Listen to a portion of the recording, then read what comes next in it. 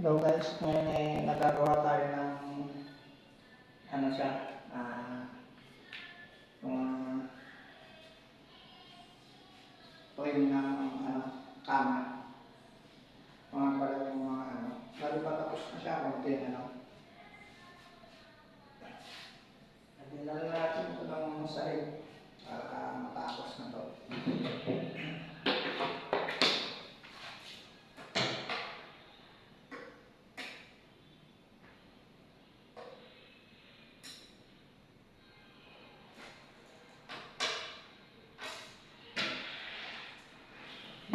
Ano nga pala natin? Lagyan natin dito.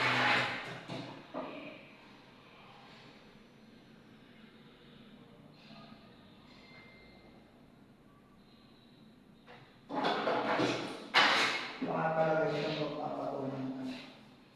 Ito nga ganyan ko.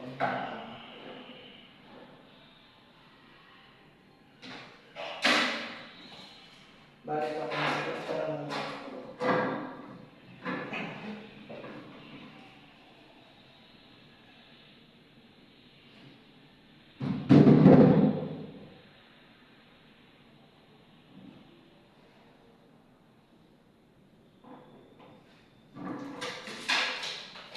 Balik ako pala mga panahon.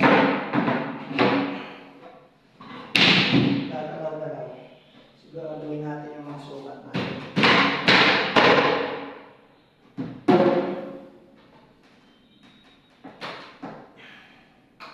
Para once na pag nilapat natin siya